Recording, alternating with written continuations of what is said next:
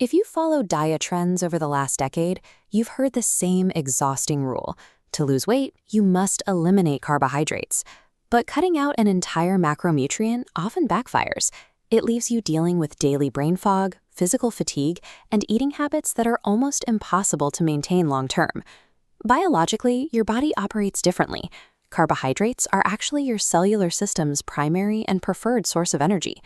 Biological health depends on the specific structural form of these carbohydrates, rather than the simple presence of the macronutrient itself. True metabolic health requires separating the heavily processed carbs that trigger inflammation from the whole foods that give your body the essential fuel it needs. To understand how different carbs behave in your body, we use the glycemic index. It is a measurement of exactly how quickly a specific food raises your blood glucose levels. Refined carbs make a red line shoot up as sugar hits your blood, then plummet into a crash. Complex, high-fiber carbs form a stable green curve. That sudden red drop is the problem. It triggers immediate fatigue and sends false starvation signals to your brain. Dietary fiber makes the difference. It acts as a physical barrier in your gut, slowing down how fast glucose is absorbed and flattening that curve. Evaluating a food by its total carb count doesn't tell you the whole story. The glycemic index and the fiber content are the true indicators of how a food will impact your health.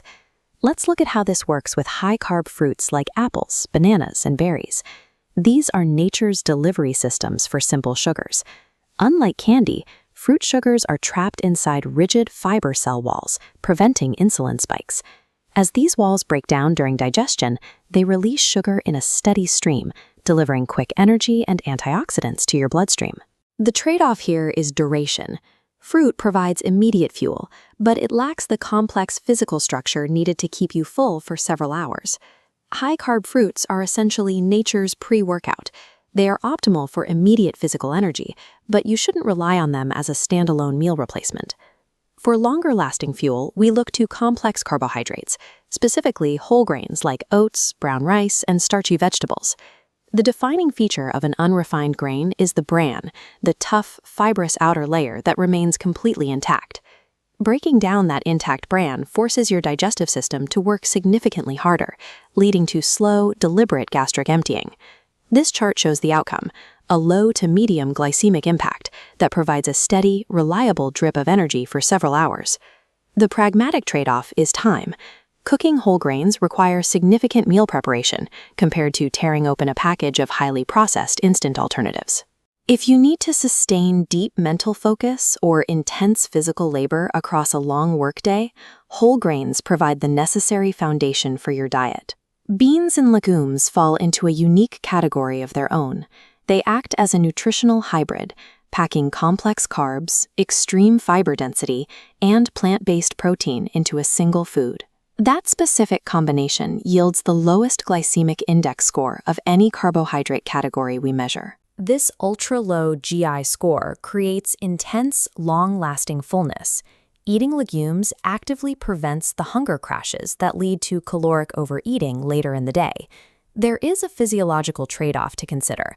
If you introduce them rapidly into a diet previously low in fiber, you may experience temporary digestive distress while your gut adapts. Because they offer massive physical volume for very few calories, they are also highly inefficient for athletes desperately trying to hit a high caloric surplus. For weight loss and blood sugar management, legumes are exceptionally effective, demonstrating that carbohydrates can actually support a leaner body composition when chosen correctly. The true metabolic villains are stripped carbohydrates like white pasta and the hidden added sugars lurking in flavored yogurts and sodas. Because all of the natural fiber has been mechanically removed from these foods, the sugars bypass normal digestion and violently flood your bloodstream. When this sudden, excessive glucose rush hits, your liver is forced to convert it directly into triglycerides, which are then stored as body fat. Over time, this cycle creates secondary consequences: chronic arterial inflammation, elevated blood pressure, and a significantly higher risk of developing type 2 diabetes. We crave them anyway because they offer immense immediate convenience and deliver hyper-palatable dopamine hits to the brain. The metabolic cost of refined carbs far outweighs their convenience. They directly drive cardiovascular risk and obesity, offering no nutritional value in return. To use carbohydrates effectively, you first have to define your primary physiological goal before selecting your source. This diagram shows how your choices diverge. If you are a weight loss optimizer, your path branches left toward beans, legumes, and oats. You want to leverage their high fiber content to suppress your appetite all day. If you are a performance user gearing up for a workout, you need high-carb fruits like bananas. They generate rapid, fiber-buffered energy right when you need it most. The third path is for the metabolic pragmatist.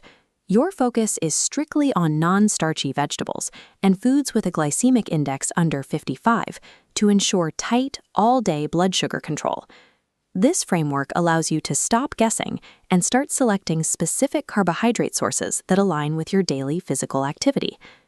To actually apply this at the grocery store, you have to remember that modern food packaging is specifically designed to obscure hidden processed sugars. Ignore the marketing on the front of the box. You need to flip straight to the raw data on the nutrition label. Check the added sugars line first. Your goal is to keep that number as close to 0 grams as physically possible. A high total carbohydrate count is perfectly acceptable, as long as the dietary fiber number beneath it is proportionately high. You do not need to fear the carbohydrate macronutrient. You just need to master the fiber content and understand the glycemic index. By matching the right fuel to the right scenario, you can eat a high-carb diet while maintaining optimal health, managing your weight, and keeping your energy